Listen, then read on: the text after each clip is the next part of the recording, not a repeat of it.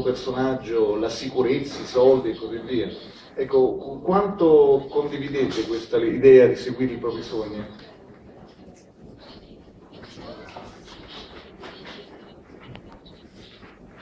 Vuoi cominciare? Andiamo in ordine alfabetico allora. Andiamo da Argentero. Insomma, fatta a me questa domanda ha un sapore particolare, perché tutto mi aspettavo tranne che finire a fare l'attore, invece così è stato, e in qualche modo l'incredibile fortuna, che poi in qualche modo è quello che succede a Fred, è di trovare qualcosa che non solo rispetti le tue ambizioni, ma che ti piaccia veramente fare. A 30 anni, in un momento anche così complicato per i giovani, per i ragazzi che escono dall'università, trovare un mestiere come è successo a me, per cui ti pagano e che ti entusiasma, è veramente un lusso. E questo è quello che mi è successo, quindi credere in un sogno come fa Fred in questo caso, è come è successo a me, è quello che mi è successo nella realtà, è quello che sto vivendo, quindi io sento vicino in qualche modo il film e sono grato per quello che mi succede, perché mi rendo conto che sia veramente una fortuna sfacciata. Francesco, tu hai già accennato prima, però effettivamente anche rivolto ai ragazzi è molto importante questa. Ma per me, penso per tanti, avere un sogno è proprio il motore della vita. Poi ho avuto un padre che grazie a questo sogno ha cambiato la storia della musica italiana, e comunque condivido fortunatamente il mio lavoro con tante persone che grazie a questo sogno hanno cambiato qualcosa.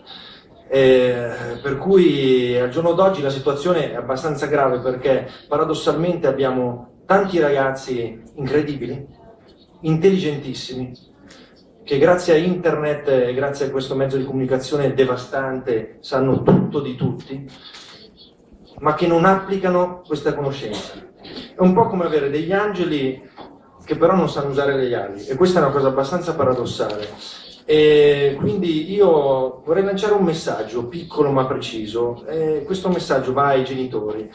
I genitori dovrebbero imparare a secondare non i vizi dei figli, ma le passioni dei figli, perché è molto più facile comprare un jeans a un figlio che accompagnare un figlio a studiare recitazione, chitarra, canto o qualsiasi sia la sua passione. Quindi è molto più semplice assecondare quel vizio che è la scarpa, che è il vestito, che è la maglietta o in generale, piuttosto che assecondare la passione. Invece se ci fosse un lavoro diverso, quindi a 5 anni, a 6 anni, a 7 anni, a 10 anni, i genitori veramente riuscissero a prendere parte della loro giornata per aumentare questa passione nei loro figli, sicuramente ci sarebbero dei ragazzi che al giorno d'oggi avrebbero fatto tantissime cose nell'ambito artistico. Per esempio la mia fortuna è quella di aver avuto una madre e un padre che in qualche modo mi hanno aiutato, mi hanno spinto. Io spero che i genitori soprattutto possano in futuro, per le altre generazioni, poter veramente dare spazio a quelle che sono le passioni, piuttosto che spazio a quelli che sono i vizi. I agree with everything they said. No, like I had the same experience. I was very lucky to have two parents that supported me, as insane and out of this world and crazy as it was the concept of moving to Los Angeles to become an actor. I grew up in Oklahoma in the Midwest, where it was a very difficult place to have an acting career outside of like local theater. But to have that support from your parents is massive. I think that's it's vital to finding a career and having some success in this business. And I don't know what I would have done if I hadn't pursued acting. I really had no escape plan, no plan B.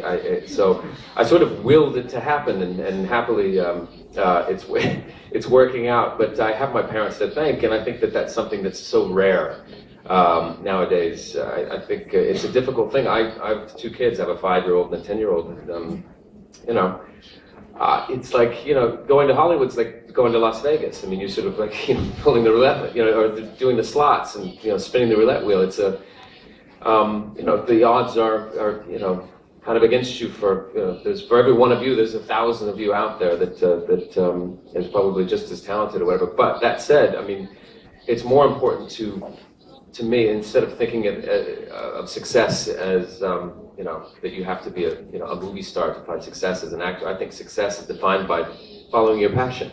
I think success is defined by doing what you feel like you want to do, and so I think this movie, you know, speaks to that. I think it speaks to that we all should find our passions in life and pursue them with great focus and you know, with everything we have. C'è un confronto con David Hasselhoff molto divertente. Il tuo personaggio dice una battuta: era il mio eroe quando era in seconda elementare. È una battuta del film o è in qualche maniera corrisponde alla verità? Cioè, se vedevi Supercar... Supercar. Come il film? Oh, Knight Rider. Okay. Knight Rider. Yes, I was. Yeah, I got you. Supercar. Okay. Yeah, he was. I mean, like the line in the movie, he was on my 2nd grade lunchbox. He was a hero of mine. More from Knight Rider or Supercar than Baywatch. I wasn't really into the Baywatch thing. But, in seconda elementare. Baywatch è venuto dopo, magari. Come passione, è difficile immaginare Pamela Anderson su una cosa della A me piaceva Pamela Anderson. Yes, yeah, okay, yeah, I was in my 30s then too, yes, still living at home watching Pamela Anderson in a bikini. But yeah, it was nice. It was, I mean, David Hasselhoff's an icon, and I obviously grew up watching him in the TV show, and so it was nice to, I mean, it's one of the great things about doing this as an actor. It's like I grew up as a big film fan and television fan, and one of the greatest things about fighting, you know, working in this industry is that you get to work with some of your heroes, you know.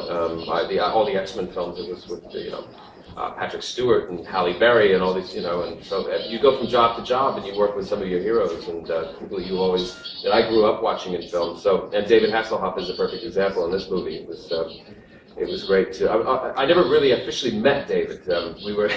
He was off in the audience, you know, he was being a judge and I was on stage, and David would come in and do his work and then he would take off. So I actually never really got the official opportunity to actually meet him until I was cycling in the Malibu Mountains about 2 weeks ago.